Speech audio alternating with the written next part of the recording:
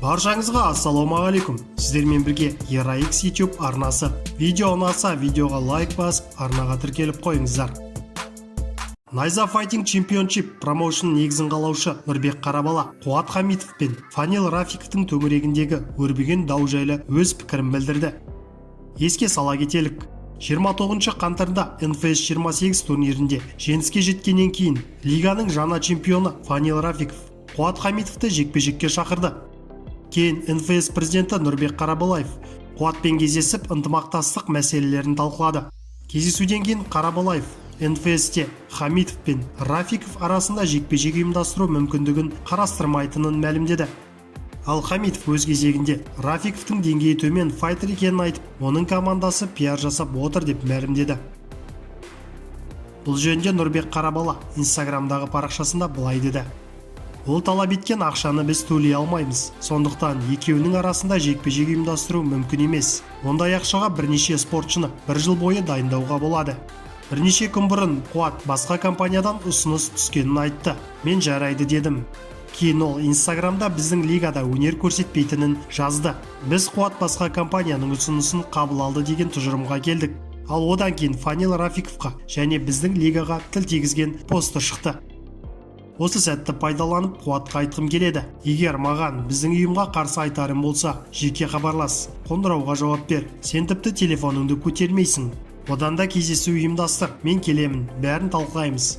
Соңғы жазбаңға дейін біз сенімен келісімшарт жасап, NFS-те жекпе-жек ұйымдастырғымыз келді. Бәріне тіл тигізіп, біреуді балағаттап, көпшілік алдында қаһарман болып көрініп, ақша табудың жолы осы екен деп ластерлікпен айналысу еркектің ісіне жатпайды" деді Нұрбек Қарабала. Нью-Йорктегі қазақ полицей Димаш Ниязов Қанат Исламмен бір бокс кешінде жекпе-жекке шығады. Оның қарсыласы аргентиналық боксшы. Димаш 20 ақпан Майамидегі бокс кешінде жұдырықтасады.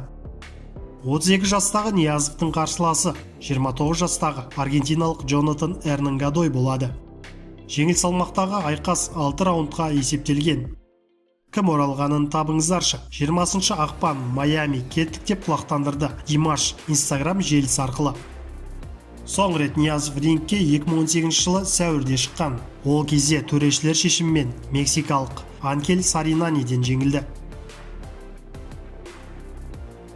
Қазақстандық боксшы Жәнібек Әлімханұлы рингке қашан оралатынын мәлімдеді. Бұл жайында спортшы Инстаграм парақшасында жазды.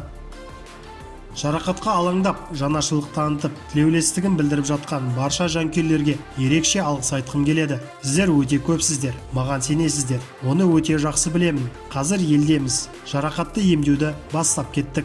Бел енді бұрынғыдан да мықты болады. Бұл жарақаттың қазір шыққаны дұрыс болды. Чемпиондық жекпе-жек алдында болса қиналып қалар едік. Бізге ненің қайырлы екенін Алла жақсы біледі. Бұйырса мамыр айында рингке оралуға дайын боламыз. Рингті сағындым" деп жазды Жәнібек Әлімханұлы. Айта кетейік, Жәнібек Әлімханұлы 27 ақпанда Алматыда өтетін бокс кешінде қатысу керек еді. Сіздермен бірге болған ERA-X арнасы.